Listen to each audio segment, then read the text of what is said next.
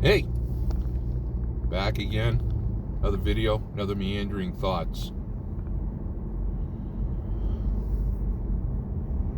During the campaign, Joe Biden, I forget where he was. I apologize for that. I should have my facts straight. Joe Biden was confronted by a gentleman regarding the Keystone Pipeline. And President Biden looked at him and said, "Hey, I don't work for you. I don't work for you." So, who do our elected representatives work for if not for us? I think that's a pretty interesting statement, and it's quite telling. If they don't work for us, who do they work for? So, after the election, with the stroke of a pen, the Keystone Pipeline got shut down, thus ending our energy independence, at least where oil was concerned. Within a few weeks, President Biden signs off on the United States approval of a pipeline going from Russia to Eastern Europe. Interesting. Thus making Eastern Europeans dependent on that Russian oil.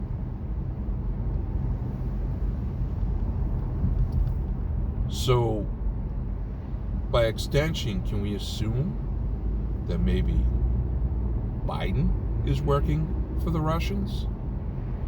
No, that would be ridiculous.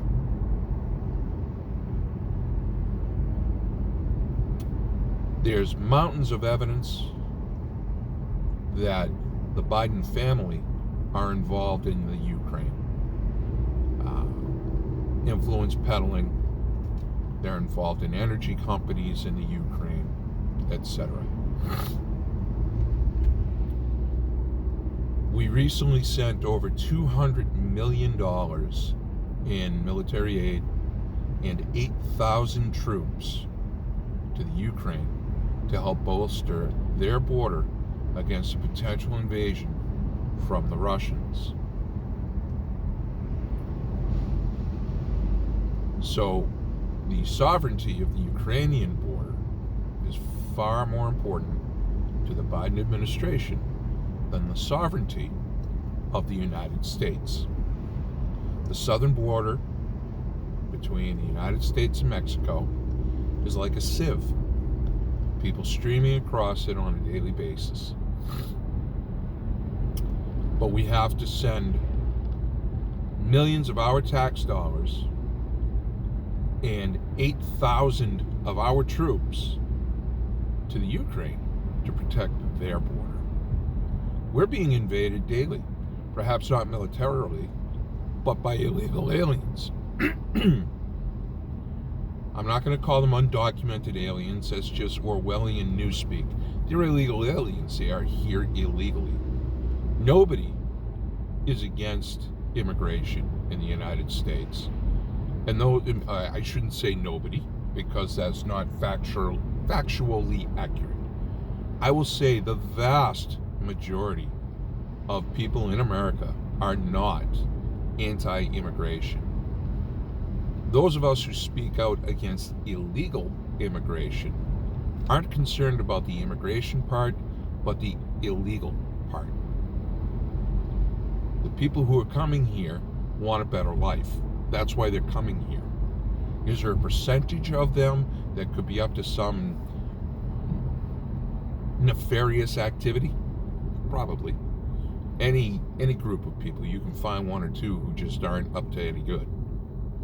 But the overwhelming and vast majority of the people who are coming to the United States want a better life. Why they would want to live in a horribly and systemically racist country that targets people of color, I don't know. You would have to ask them.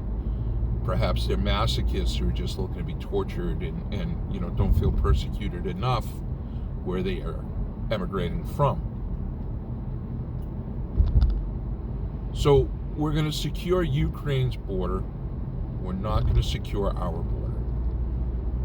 We're going to make sure that oil flows out of Russia into Eastern Europe. We're going to make sure that it doesn't in the United States. What part of Build Back Better does that feed into? I'm curious. Should we have asked for a more specific definition of what it was that we were going to be building back? I think maybe we should have read the fine print.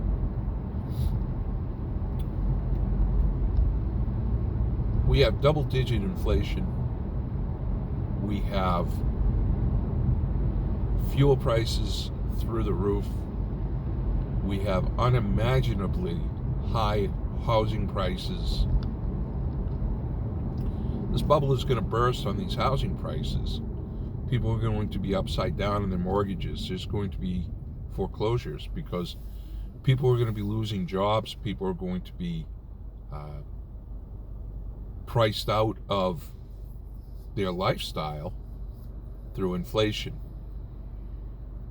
To say that inflation is a sign of a strong economy is saying that you burned yourself on a popsicle. They're completely opposite. It's not how it works. A strong economy helps to keep inflation low. It's just that's how it works. It's simple math. 1 + 1 is 2, no matter how many ways you want to spin it. But we are diverting all of our attention to issues that are not central to our everyday life. Like what? Well, LGBTQ XYZ LMNOP group. 6% of the United States population identify as gay or transsexual or bisexual. 6%. And here we are with this overrepresentation where this particular group is going to be given special rights. They're more equal than you are. Well, that's not how America was built. If you remember, I brought up how the Constitution says we are protected with the clause, the pursuit of life, liberty, and happiness. It does not say you will be more equal than anybody else. It does not say that your life, liberty, and happiness has to come at the expense of somebody else. It kind of says that you're responsible for your own. So, who you love is your business. How you love is your business. I don't need to be involved in your personal life, nor do you need to be involved in my personal life. But for some reason, this is the number one issue that everybody has to face. This and intersectional racism and systemic racism. These are the worst things to ever befall the United States of America. What are we being distracted from? They brought out the pandemic, which I still believe is a man-made thing, because we have proof that it leaked out of the Wuhan labs. Why? It didn't leak out accidentally, is my point. I'm not putting forward any kind of conspiracy or anything along those lines. But what I am saying is I personally feel that this has all been orchestrated for a reason. I don't know what that reason is. But we've been distracted with race, with gender identity for quite a while now, and it's become an enormous hot button issue. Added in the pandemic, when a sitting congresswoman compares not wearing a mask to contributing to the fall of democracy, I think the hyperbole has gotten pretty high. It's a bit of an exaggeration to say that if I don't wear a mask, I'm harming democracy. A little bit more than just an exaggeration. A little bit more than the tail wagging the dog. We're lifting mandates, which is good. They shouldn't have been in place to begin with, but okay, we're lifting them now.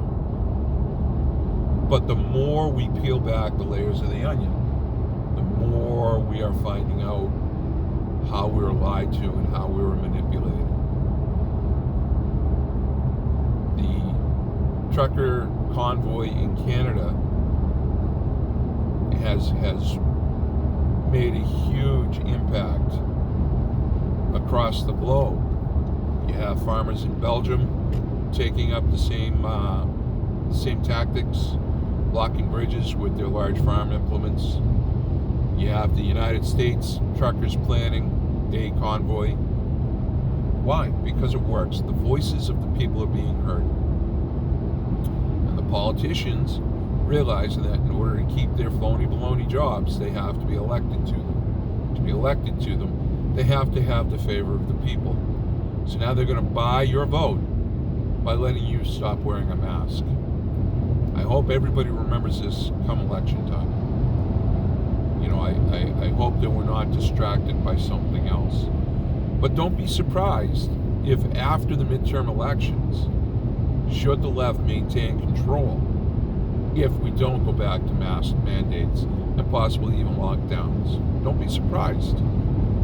They have the power right now, and they want to keep the power right now. They don't work for us, as Joe Biden so eloquently put it. We don't pay enough. Elected officials make on average $135,000 to $175,000, and then the president makes, I believe, it's $325,000. You can fact check me; I'm probably wrong. But the point is, special interest groups and PACs, they pay far more than the American people do. And the side hustle that these politicians have had for a while is now their main hustle, and being a politician is the side hustle. They are so deep in the pockets of their contributors that we the people aren't being represented anymore. We the people, our thoughts, our wants, our needs come secondary. They dole out things to us as though they are crumbs off a plate, and we're supposed to be glad for it.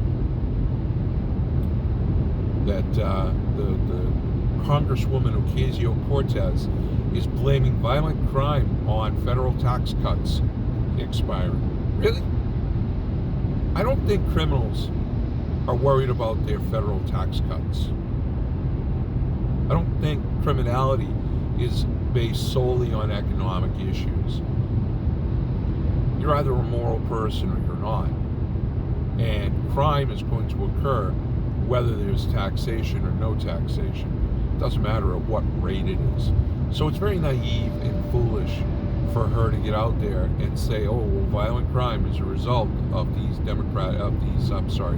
federal tax cuts expiring. It's dangerous rhetoric. But it just shows again that they are completely out of touch with what's going on in the real world. They're the elites now. Why do we have an elite ruling class in the United States? We fought a revolution to eliminate monarchies and elites. And now here we are, some 250 years later, back in that same system. Again, to refer back to the border, we have people coming here to get away from totalitarianism, socialism, the poverty, the lack of governmental assistance. They're coming here to this horrible, systemically racist, homophobic, xenophobic country where the white man is the worst person on the face of the earth, and the higher up on that intersectional chart you are, the better person you are. The Biden administration just appointed a cross-dresser who has a dog fetish to a position where they will be responsible for handling nuclear waste. What is their qualifications for that job? I don't care about their weekend proclivities. I don't care who they go home to be with at the end of their day. What I care about is, what are their qualifications? I don't want somebody who just ticks off a box on this chart of who we should have. Well, we don't have enough transsexuals, we don't have enough black women, we don't have enough Asians, we're not looking to fill quotas. We should be looking for the best and the brightest to take these positions, to do a job that the American people pay for. I'm not looking at demographics. I'm looking at somebody who can do a job. What is your qualifications? Why are you in that position? I don't care about anything else. I don't care about people's personal lives. It has nothing to do with me. What I care about are their public lives. If they are going to be a bureaucrat, if they are going to be a politician, I need to know who I'm paying and why I'm paying them what I am, and are they qualified to earn what I'm paying them. That's all. You're the best guy for the job. That's what it comes down to. Or girl, or whatever you want to identify as. I don't really care. Your rights are your rights, my rights are my rights. But if I'm paying you, I have the right to know that you're the best person for the job. Not you're the best person for that demographic check mark. We have a retiring Supreme Court justice who was forced into retirement, who the president says he's going to appoint a black woman to the Supreme Court. So that we are hearing is his only priority. That's the only qualification that he's going to be looking at. Well, Jeanine Pirro was a black woman, or a woman of color rather. Why don't you appoint her? What? No, you can't. Why? Because she's not politically aligned with the left? Oh, okay. So I guess that's another qualification that you're going to be looking at, but that's going to remain unsaid. How about we find people who are constitutionalists?